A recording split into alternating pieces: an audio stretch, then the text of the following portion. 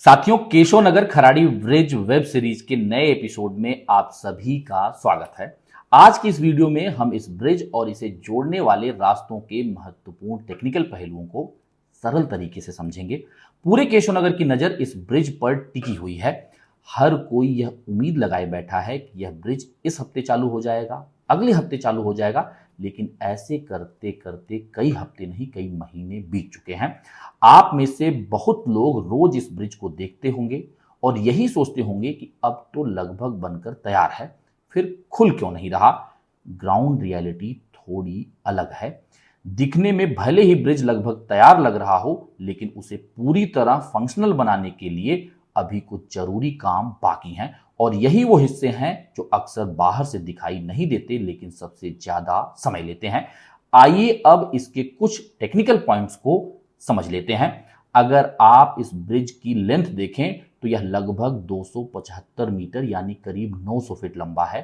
वहीं इसकी कुल चौड़ाई लगभग 24 मीटर यानी 80 फीट की है। लेकिन यहां एक महत्वपूर्ण बात समझनी जरूरी है। इस 80 फीट में दोनों तरफ के पेडेस्ट्रियन पाथवेज और बीच का डिवाइडर भी शामिल है। अगर इन हिस्सों को हटा दिया जाए तो जो एक्चुअल यूजेबल रोड स्पेस बचता है वो करीब 60 फीट यानी लगभग 18 मीटर का है। यानी कि जो वाहन चलेंगे, जो ट्रैफिक जाएगी, उनके लिए इफेक्टिव चौड़ाई यही रहने वाली है। अब सबसे महत्वपूर्ण बात को समझिए। ये आप सभी को पता है कि ब्रिज ओपन होते ही इस पर काफी ज्यादा ट्रैफिक लोड आने वाला है, लेकिन असली टेस्ट सिर्फ ब्रिज का नहीं है बल्कि उसे जोड़ने वाले रास्तों का है। अगर कनेक्टिंग रोड्स को सही तरीके से पहले तैयार नहीं किया गया और ब्रिज चालू कर दिया गया तो एक बड़ी समस्या खड़ी हो सकती है। हर एक ट्रैवलर को इसका असर झेलना पड़ेगा और यहां पर बॉटल नेक बनने की संभावना काफी बढ़ जाएगी। अगर आप ब्रिज से लेकर इस टी पॉइंट तक के हिस्से को देखें तो यह लगभग 800 मीटर का स्ट्रेच है। डीपी प्लान में इसकी चौड़ाई करीब 30 मीटर बताई जाती है, लेकिन ऑन ग्राउंड अभी यह लगभग 24 मीटर यानी 80 फीट ही नजर आती है। यहां पर एक और प्रैक्टिकल ऑब्जर्वेशन है। बीच का डिवाइडर अभी पूरी तरह से फाइनलाइज या कंस्ट्रक्टेड नहीं है, यानी ट्रैफिक फ्लो की क्लैरिटी अभी भी पेंडिंग है। हालांकि एक पॉजिटिव चीज भी देखने को हमें मिली है। यहां पर सीवर लाइन का काम ब्रिज ओपन होने से पहले ही किया जा रहा है। यह छोटा काम नहीं है। अगर यही काम ब्रिज चालू होने के बाद होता तो इमेजिन कीजिए ट्रैफिक पर कितना बड़ा असर पड़ सकता था। तो इस हिस्से को अभी कंप्लीट करना एक सही और टाइमली डिसीजन आप मान सकते हैं। अब अगला लॉजिकल स्टेप क्या होना चाहिए? अगर इसी समय डिवाइडर के दोनों तरफ के रोड्स को प्रॉपरली क्लियर और डेवलप कर लिया जाए तो आने वाले समय की बहुत बड़ी समस्या अभी ही सॉल्व हो सकती है। आप टी पॉइंट से लेकर रेणुका माता मंदिर तक के हिस्से को देख सकते हैं। यहां पर कंक्रीट रोड ऑलरेडी कंप्लीट किया जा चुका है और ट्रैफिक फ्लो कंपैरेटिवली स्मूथ भी है। उसी अप्रोच को अगर इस पूरे 800 मीटर के स्ट्रेच पर लागू कर दिया जाए तो यह पूरा कॉरिडोर काफी इफिशिएंटली काम कर सकता है। लेकिन यहाँ एक चैलेंजेस भी हैं।